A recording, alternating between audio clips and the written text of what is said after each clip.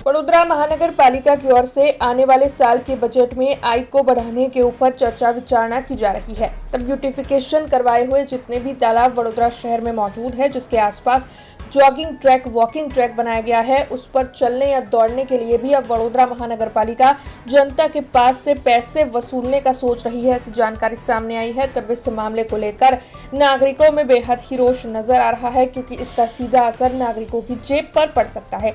तब इस मामले में एक जागरूक नागरिक ने आवाज उठाई है और रोष जताया है। तब आइए सुनते हैं इस मामले में वो क्या कह रहे हैं। વડોદરા મહાનગરપાલિકા આગામી બજેટની અંદર આવક વધારવાના સ્ત્રોતો જે પ્રકારે તપાસ કરી રહી છે, એની અંદર એક એવી પણ વાત સામે આવી રહી છે કે વડોદરા શહેરમાં જે તળાવો છે એમના બ્યુટિફિકેશન બાદ જે જોગિંગ ટ્રેક બનાવવામાં આવ્યા છે, જોગિંગ ટ્રેક પર જો સામાન્ય માણસને, વડોદરાના નાગરિકને ચાલવું હોય તો એમની પાસેથી એક શુલ્ક વસૂલ કરવામાં આવશે અને એ શુલ્ક વડોદરા શહેરની, વડોદરા મહાનગરપાલિકાની આવકમાં વધારો કરશે એવું વડોદરા મહાનગરપાલિકાનું માનવું છે।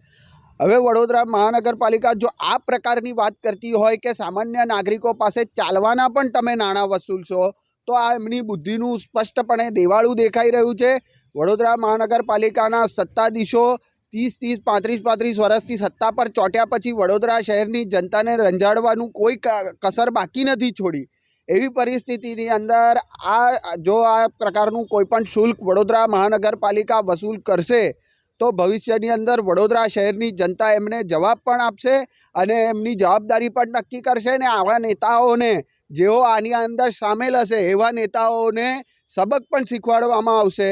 અને જો આ પ્રકારનો કોઈ ભવિષ્યમાં કોઈ નિયમ આ લોકો લાવશે પણ તો એનું વડોદરા શહેરની જનતા સવિનય કાનૂન ભંગની તરીકે આવા તળાવોના વોકિંગ ટ્રેક પર અમે ફી ભર્યા વગર અમે ચાલીને बतावीशु અને એમના નિયમોનો ભંગ કરીશું। हमसे जुड़े रहने के लिए हमारे YouTube चैनल को सब्सक्राइब करें और नई वीडियो की नोटिफिकेशन के लिए बेल आइकॉन को दबाएं।